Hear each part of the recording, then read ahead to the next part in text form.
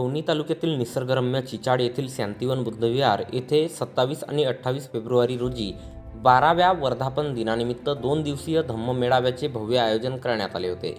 या प्रसंगी प्रमुख मार्गदर्शक म्हणून बोलताना भंडारा जिल्हा पतसंस्था संघाचे अध्यक्ष डॉक्टर बाळकृष्ण सार्वे यांनी प्रतिपादन केले की हे विहार केवळ वास्तू नसून छत्रपती शिवाजी महाराज, संत तुकाराम, राष्ट्रसंत तुकडोजी महाराज, संत गाडगेबाबा, सम्राट अशोक आणि डॉक्टर बाबासाहेब आंबेडकर यांच्या विचारातून समतेचा संदेश देणारे एक जिवंत केंद्र आहे।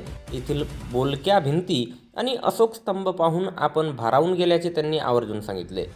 कार्यक्रमाचे उद्घाटक सदानंद इल्मे यांनी बुद्धविहाराच्या माध्यमातून आंबेडकरी विचारांचा वारसा पुढे जात असल्याचे मत व्यक्त केले, तर माजी समाज कल्याण सभापती चंद्रशेखर टेंभुर्णे, संविधान बचाव संघर्ष समितीचे जिल्हाध्यक्ष रोशन जांभूळकर आणि मिलिंद गोंडाने यांनीही समयोचित मार्गदर्शन केले। प्रारंभी महापुरुषांना अभिवादन करण्यात आले आणि वासेडा येथील महिलांनी लेझिम नृत्याने पाहुण्यांचे स्वागत केले। याच सोहळ्यात मिलिंद गोंडाने यांनी विहाराला आरओ मशीन भेट देऊन चिचाड परिसरातील गुणवंत विद्यार्थ्याला 10,000 रुपयांची पारितोषिक जाहीर केले।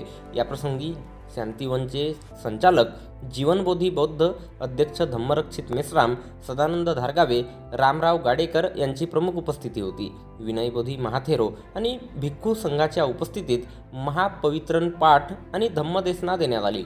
तसेच भाविकांसाठी 2 दिवस भोजनदान करण्यात आले। कार्यक्रमाचे प्रास्ताविक विनय ढोके यांनी तर संचालन पत्रकार संजीव भांबोरे यांनी केले। आभार प्रदर्शन ॲडव्होकेट मुकेश मेश्राम यांनी केले। सोहळ्याच्या यशस्वीतेसाठी अश्विन मेश्राम, प्रणय रामटेके, सुरेश उके, विनोद डोंगरे, प्रशांत बडोले, गंगाधर गजभिये, आशिष मेश्राम, प्रशांत कांबळे, दीपक वालदे, रेखा सुखदेवे, सत्यशिला बौद्ध, लता भांबोरे, प्रणाली मेश्राम, राजकुमार वाहने आणि असंख्य उपासक उपासिकांनी अथक परिश्रम घेतले।